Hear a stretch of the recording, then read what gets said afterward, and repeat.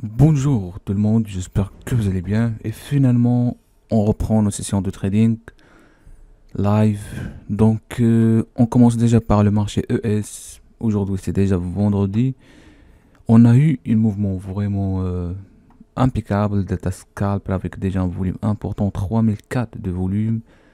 Delta aussi pas mal, 623, 624. Ça montre vraiment l'agressivité des acheteurs. Donc, je prévois de prendre la décision d'achat maintenant parce que soit maintenant, soit on va rater l'opportunité. Donc j'ai pris la décision d'achat. D'ailleurs, j'utilise le carnet d'ordre fourni par vraiment une personne qui m'a envoyé ça sur Telegram. Je le remercie énormément parce que ça m'a facilité la tâche. J'utilise toujours le carnet d'ordre de Jigsaw comme un software supplémentaire intégré avec NinjaTrader. Et c'est comme je roule deux softwares de plus, mais maintenant je vois que ce software déjà intégré sur NinjaTrader, vraiment c'est sophistiqué. 368, regarde même le résultat qu'il donne, vraiment, il n'y a pas vraiment grande différence avec Jigsaw. Je vois même ici nous avons le bid ask, les vendeurs et les acheteurs agressifs, le time and sales, et tout ça, on peut vraiment faire des paramétrages et des paramétrages de faux. Donc, j'ai pas passé vraiment beaucoup de temps à paramétrer ça, mais il y a des paramètres de faux. C'est-à-dire, tu peux afficher large trader, faire faire des sons par défaut pour entendre vraiment lorsqu'on a un signal ou bien un big order qui mis vraiment des contrats importants. Donc franchement, je trouve qu'elle est magnifique. D'ailleurs, je suis proche de finir donc 260. Je pense que le marché va s'éclater. Donc on a vraiment une rejection, mais voilà, on reprend 156 déjà. Donc je vous ai dit que je suis proche de finir ma formation de trading order flow, carnet d'ordre et bien sûr footprint avec des centaines de vidéos live, explications. Donc maintenant vous n'avez pas vraiment, pas de question de me dire vous n'allez pas réussir. Pas de question, franchement. Parce que la formation est complémentaire. Il y a toutes les réponses à vos questions, en même temps il y a tous les pratiques. Donc 120, ici on voit vraiment, ok. Donc maintenant on sort de la zone déjà de zone de valeur qui était important. On commence à voir delta scalping, mais je vois. Donc je vais faire un petit filtre au niveau du time and sales, les vendeurs et les acheteurs agressifs, et je vais voir si on a une continuation. Donc ici on voit déjà un nouveau séquençage d'ordre. Je vais voir un petit peu sur donc 10 minutes, aussi 4 heures. 4 heures, effectivement, on a passé une belle zone. Donc, il n'y a pas de question qu'il faut qu'on monte pas. Hmm, Donc, franchement, on a passé des belles zones.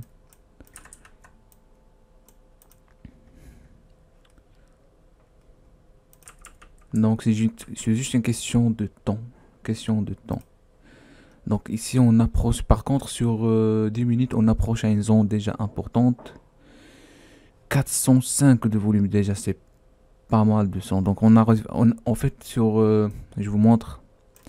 Sur 10 minutes, on arrive à une zone importante, mais on a vraiment un volume qui montre, c'est pas l'espoir, mais qui encourage les traders. 413, ils se rechargent de plus en plus. Ok, donc je vais rester au marché. Donc pour le moment, on a déjà 300 dollars, pas mal, 350. Est-ce que je close ma position, oui ou non? Donc on est bien protégé, donc je trouve pas la raison pour laquelle je dois sortir. 600, 800, ça augmente. Oh, de fou ça. 878, ça. C'est 900 de plus. Oh là là.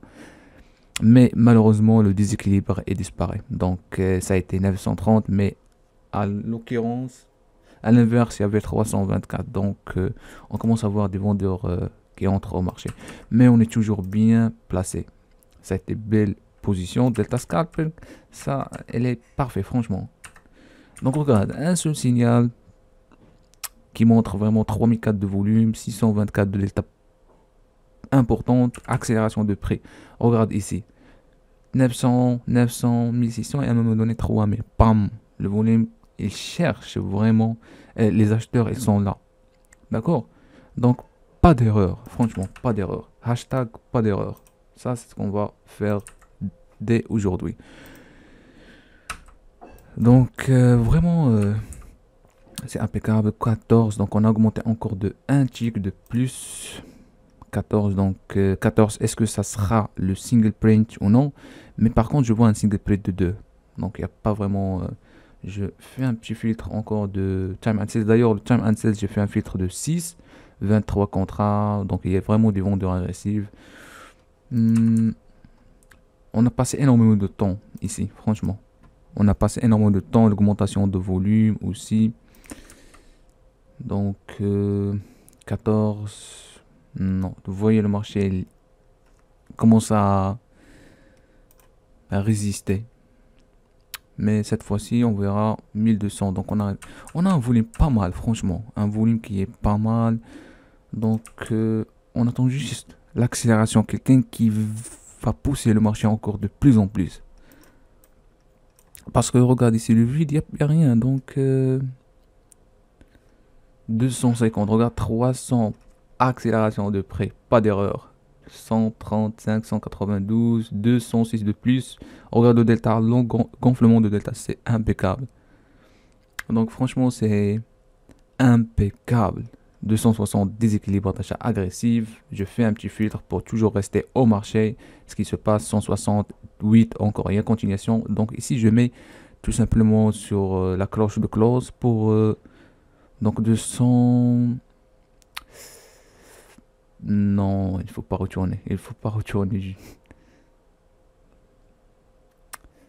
Hmm, Donc 10 contrats, dernier acheteur, c'est 10 contrats. Mais on verra si le séquençage ça sert comme un support parce que je trouve qu'il est solide. On a eu vraiment une sorte d'absorption. Donc je veux pas vraiment sortir en perte.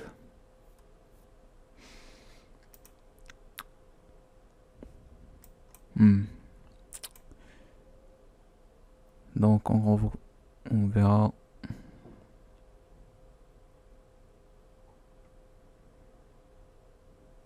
Je vais pas vraiment sortir en perte. On est maintenant à 150. Dans mon stop plus, c'est à 350 $. 351, c'est un vendeur agressif. Donc on a vraiment des sequencing order déjà qui sont pas mal.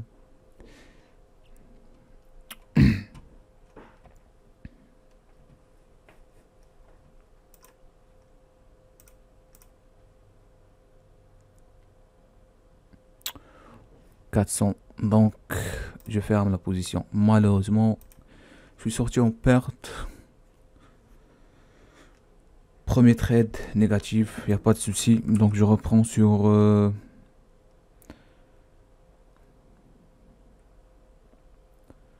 on commence à voir encore des acheteurs agressifs. Donc pas mal, ça c'est déjà une belle décision encore d'achat plutôt. Donc cette fois-ci, je mets un stop vers 349. 349, on verra. Normalement, il fallait sortir parce que il fallait sortir ici. Lorsque j'ai vu les 10 contrats avec un séquençage d'or, donc il précipite un petit peu. Je voulais vraiment gagner au max, mais pas grave. Maintenant, on a maintenant les. Donc ça a été une petite prise de profit, je pense.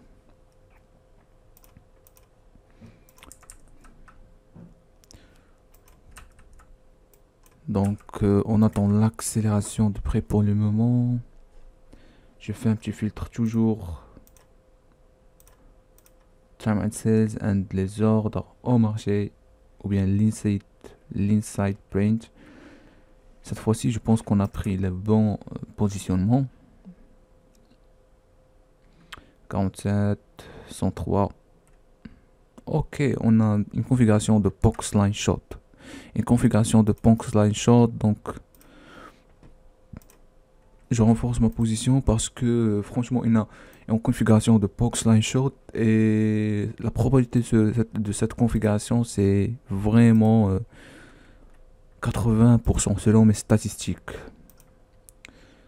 Donc pour le moment, on est déjà à 500 $.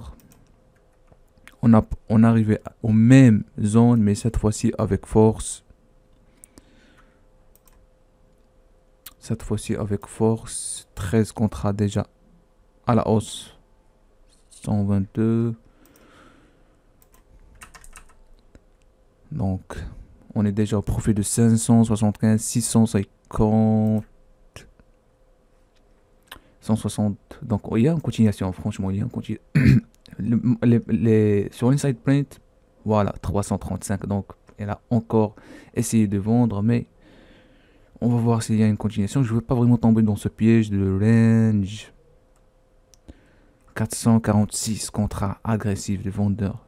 Je ne veux pas vraiment tomber dans cette situation de range. Allez, on peut vraiment éclater cette zone. En fait, une zone de sequencing order qui est vraiment, qui empêche vraiment les acheteurs. Regarde. Mais cette zone, elle est importante. Donc, si on passe cette zone, vraiment, c'est clair que le marché va créer de plus en plus des mouvements encore de plus en plus.